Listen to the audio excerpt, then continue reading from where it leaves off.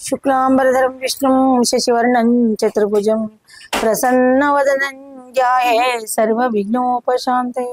శ్రీరామ పరబ్రహ్మణే నమ.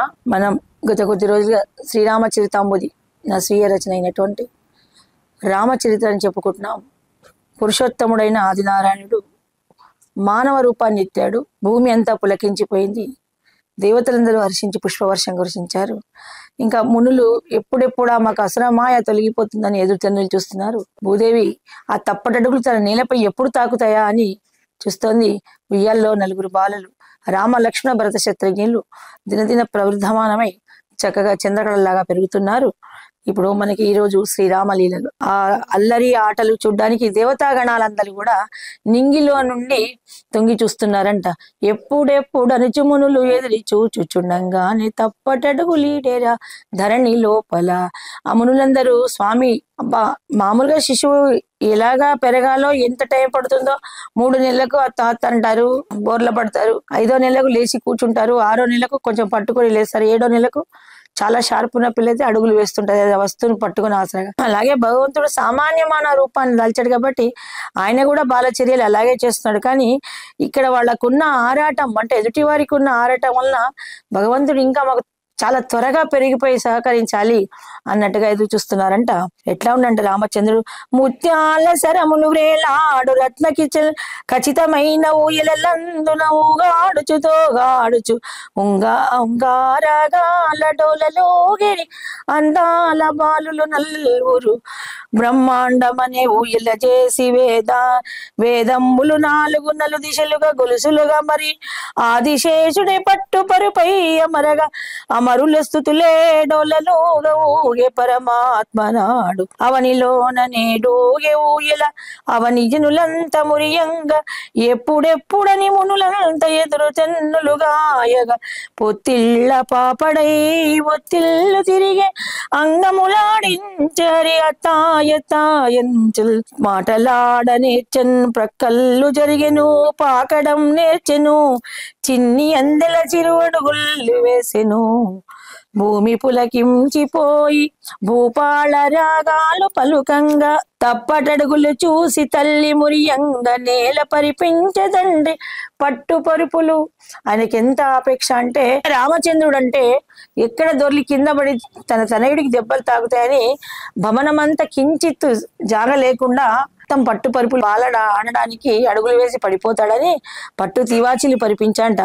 సుతునిగని మురిసి తల్లి కౌసల్య రామునాకు రామచంద్రునకు చాలా సోయగంబులు చేసే నీలంపు కురులను ఒప్పుగా దోవి ముత్యాల సరమ్ములు ముడిచి రతనాల రవిరాకలు గట్టి మయూర ఫించాలు మలచి కట్టే చిన్నారి కరములకు కేయూర కంకణమ్ములు మణిమయ పొత్తుల మరించే పొన్నారి వ్రెళ్లకు రత్నటంగుటీయకములు చరణాల స్వర్ణంపు మంజీరాల మువ్వలె గట్టి నీలంపు చెక్కిలి నీలమణిగా మెరియ దృష్టి తగలకుండా చుక్క నిడియే కస్తూరి తిలకాలు ఫాల భాగమున దిద్ది చందనాగరు చెంపగద్దే శ్రీయంచు సింధూరాంగ వస్త్రము గట్టి పచ్చపట్టు దానిపైన జుట్టే చిన్నారి గళమునకు వజ్రాల హారాలు చిరుబొజ్జ తాగేటి కౌస్తుభరణాలు అలాగా అనేకమైన బట్టి ఆభరణాలను ఎంతో ప్రియంగా ముందే చాలా జగన్మోహనాకారుడు శ్రీరామచంద్రమూర్తి అతనికి తన ఆపేక్షను తన ఆత్మీయతను అంతా కూడా ఆభరణ రూపంగా దిగవేస్తోందంట మన తల్లి కౌసల్యాదేవి. ఎంతగానో తన కొడుకుని చూసుకొని మురిసిపోతోంది. నడుమున కురేలాడు ముత్యాల సరములు స్వర్ణం పులుమురుల తాడు చిన్ని కరముల శోభ చిట్టి విల్లు తోడ ఇల్లంతా తిరిగాడు చిన్ని బాలరాముడు పసిడి కోలలాడు ఒకసారి పట్టి తమ్ముల ముద్దాడునొకసారి కల్లుల చాటున దాగుడు మూతలాడు తండ్రి భుజములెక్కి స్వారి చేయు మంత్రి మండలి తోడ ముద్దుల పలుకుల ముచ్చటలాడు చిన్ని కరములు మోర్చి కుల గురువుల ప్రణమిల్లు నిరతమ్ము శరంబుల భూని అతానాడుచు తమ్ములకు నేర్పించు అన్ని కళలందు ఆరిందగాని ఆహారం అంటేనే మారాము చేయు అలనాడు ఆ పాల సంద్రాన ఓలలాడటి వేళ ఆదిలక్ష్మి క్షీరాన్న మందింప దీన పాలలలోన దాన్ని మరచి వెడలి దేవేరి వేదన ములిగే వేళ మీరకుండ వివిధ పాకంబుల మరించిన ఆరగించడేమి బాలరాముడు. మెతుకు మెతుకు ఇల్లంత త్రిప్పుచుండుగా నిపకపకలాడుచు పరుగులిటువాడు. సాధు సంతుల దరిజేరి సంతసించుచు సందడులు మరచు బాలకుని దీవించి మునులు ఫలమెచ్చిన కొంత తానారగించి మారాములెరుగని శ్రీరాముడొకనాడు నింగిలోని జాబిల్ని ఆశించి చంద్రుని గనుచు విందు మరచె నిధులను మరచె నీరజాక్షుడు. ఎంతైనా చిన్నపిల్లలు ఎలా అలా చేస్తారంటే ఆ నింగిలోని చందమామ కావాలి కావాలని. రాముడికి ముందు రాముడనే పేరు, ఆ తర్వాత ఎంతో ఉపాయంతో కైకాదేవి దర్పణంలో చంద్రుణ్ణి చూపించి ప్రతిబింబాన్ని చంద్రబింబాన్ని చూపించి రావయ్య రామయ్య ఇక్కడి నుంచి నీవు కూడా ఆ రాముడికి చంద్రుడు తోడుగా ఆడుకోవడానికి వస్తాడు కాబట్టి నీ పేరు రామచంద్రుడు ఈ రోజు నుంచి అని ఆమె ఆ రోజు నుంచి రామచంద్రుడు అని పిలిచిందంట. రెండు ప్రాయముల నిండు జాబిలి వీడు పండు వెన్నెల వేళాటలాడు నెలరాజు మాట మరువడేటి వీడు ఈ బాలరాజు జాబిల్లి నేలకేలచేను. ఆ దశరథ మహారాజు ఆకాశంలో ఉండే జాబిల్లిని తెచ్చి నేలకు నేను ఎట్లా ఇవ్వాలి, ఏం చేయాలి, ఈ పిల్లడు ఏంటి ఇంతగా మారం చేస్తున్నాడు అని బాధపడుతుంటే చాలా యోచించి కైక దర్పణం ఒకటి తెచ్చి దానందు జాబిల్లిని చూపి రావయ్య రామయ్య మారతనాల కన్నయ్య జాబిలిదిగో చేకోనవయ్యా నిండు చంద్రుడవీవు పండు వెన్నెల నీ నగవులంచు నింగి చంద్రుడు నీ తోట ఆటలాడగా వచ్చే ఆడుకోవయ్యా. తెల్లని జాబిల్ని నద్దాలగని మురిసిపోయే ముద్దు బాలుడు పసివాణి సంతసము పరవశానగని తెప్పరిల్లి తల్లిదండ్రులు. ఇలాగా మునులందరూ ఎదురు చూస్తుంటే సహజమైన బాల చేష్టలతోని అందరినీ మురిపిస్తున్నాడ మన రామచంద్రుడు. ఎట్లా పెరుగుతున్నా దినదినము ప్రవర్ధనమై పెరుగుతున్నారు. చక్కగా 6 సంవత్సరాలు ఆగిపోయి 7 సంవత్సరాలు వచ్చేటప్పటికి పిల్లలందరికీ కూడా నామకరణం అయిపోయింది, కేశఖండనాలు అయిపోతున్నాయి. ఉపనయనం చేయాలని కూడా ఆయనకు క్షత్రియులకు బ్రాహ్మణులకు అష్టవర్షం అంటే లోపల తల్లి గర్భంలో ఉన్నటువంటి మాసాన్ని కూడా 9 నెలల మాసాన్ని కూడా లెక్కించుకొని 7 సంవత్సరాలు దాటంగానే ఉపనయనం చేస్తారు. ఉపనయనం చేస్తే ఏంటంటే గురుకులాలకు పంపవచ్చు. గురుకులాలకు పంపినప్పుడు లేతగా నాలుకగా ఉన్నప్పుడు ఎటువంటి స్తోత్రాలనైనా చిన్నపిల్లలు చాలా అకవళింపు చేసుకొని తొందరగా చదువుతారు అన్నట్టు. అలాగా ఎన్నో విద్యలు నేర్పిస్తున్నాడు వశిష్ఠ మహర్షి. అనేక విద్యల్లోకెల్లా ఆయనకు విల్లు విద్య అంటే మహా ఇష్టం రామచంద్రుకు. చంద్రుని చూపించప్పటి నుంచి రాముడు రాఘవ రామ రాఘవ అని పిలుచుకునేటువంటి దశరథ మహారాజు కైకేయి ఎప్పుడైతే దర్పణంలో చంద్రుని చూపించిందో ఆ రోజు నుంచి రామచంద్ర రామచంద్ర అని పిలుస్తున్నాడు. అష్టవర్షముల నుండి సుతులకని వశిష్ఠుల పిలిపించి ఉపనయన సంస్కారంబు జరిపించే దశరథ చక్రవర్తి సుతులు నలుగురికి రాచ విద్యలను నేర్పించే నృపపతి సాధ్యాయన విద్య నెల్ల గురువాకిటలకేగి నేర్చిరి రాజసుతులు అందరికి రాకుమారులు ఆదర్శనీయులైరి. ఒక్కొక్క ఇయర్ను 6 నెలలకే చదివేస్తున్నారా అన్నట్టు చాలా తెలివైన పిల్లలు. సాక్షాత్తు ఆదిదేవుని సంభూతం కాబట్టి వాళ్ళే ఆ నలుగురు కూడా ఇతరులకు విద్యలు నేర్పే గురుస్థానం ఉన్నట్టు పూర్వజన్మ వాసనల వలన ఎటువంటి కఠిన విద్యలు నేర్పినా కూడా గుర్రపు స్వారీ గాని చిన్న బాలలు 8 సంవత్సరాల పిల్లలు అన్ని చకాచకా నేర్చేసుకున్నారట. ఆహా ఉంటే దశరథ మహారాజులాగా ఇటువంటి కుమారులను కలిగిన జన్మ ఎంత ధన్యము అన్నట్టుగా ఆ నగరి ప్రజలే కాదు దేశ దేశాల రాజులందరూ కూడా 7 ఏళ్ళ పొగుడుతున్నారట. ఆ పిల్లలు చూడండి ఇంట్లో ఉన్నటువంటి గురుకుల విద్యాలయంలోనే వాళ్ళ అయోధ్య నగరి విద్యాలయంలోనే గురుకుల విద్యాలయంలోనే వాళ్ళు నేర్చుకున్న విద్యలో చాలా నిష్ణాతులై ఉన్నారు అని చాలా సంతసిస్తున్నారట. ఏమేమి నేర్చుకున్నారు? అశ్వారోహణ మందురత సారథ్యము నందున పార ప్రజ్ఞావంతులు వారు రాకుమారు నలుగురిలోన రామచంద్రుడు శ్రేష్ఠుడని పేరుగాంచే. అందరికంటే కూడా క్షణికంలో వేగంగా కనురెప్ప మూసే లోపల కొన్ని యోజనాల దూరంలో అంత వేగంగా అశ్వాన్ని నడిపించి అశ్వాన్ని అధిరోహించి పరిగెత్తించేటువంటి నిష్ణాతుడ రామచంద్రుడు.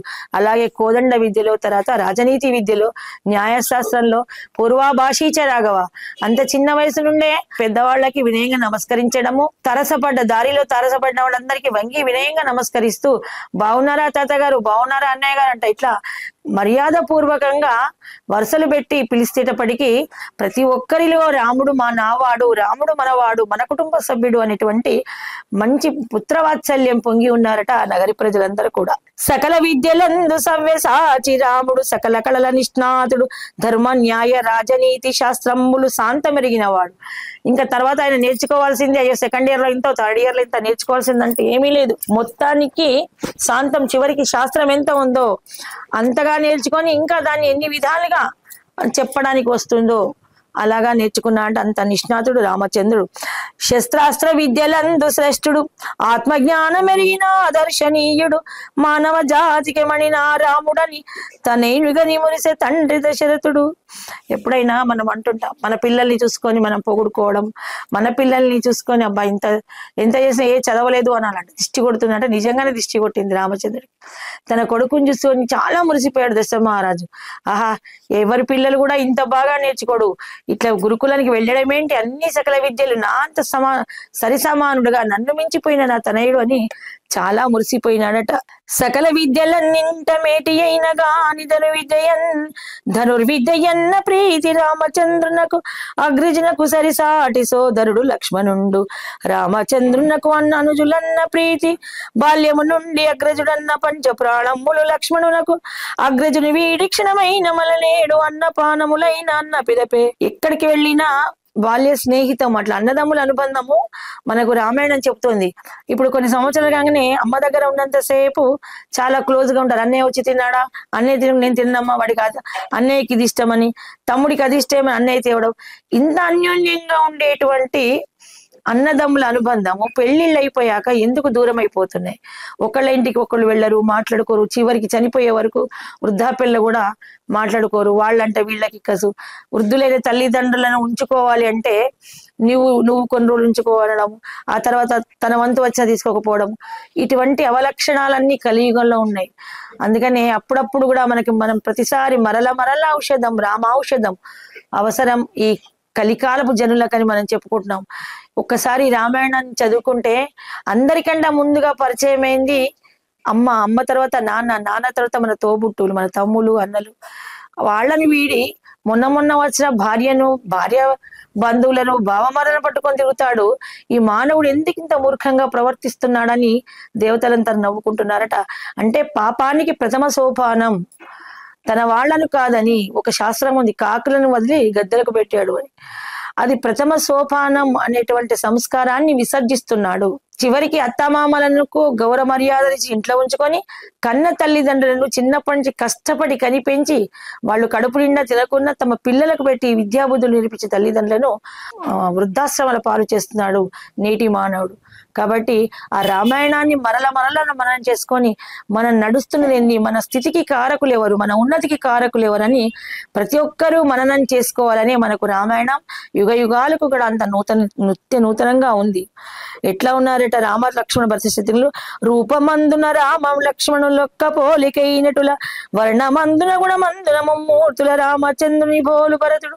నిన్ననే చెప్పుకున్నాం, రాముని యొక్క పాయసానంలో లక్ష్మణుడు, కైకేయి యొక్క ఇచ్చినటువంటి పాయసన భరతుడు శత్రుఘ్నుడు. కాబట్టి అవి రెండు ఒకే పిండానికి సంబంధించిన భాగాలు కాబట్టి వాళ్ళిద్దరు ఒక జంటగా వీళ్ళిద్దరు ఒక జంటగా ఇద్దరిద్దరు కవలుగా మసులుకుంటున్నారంట అన్యోన్యమైన అనుబంధంతో.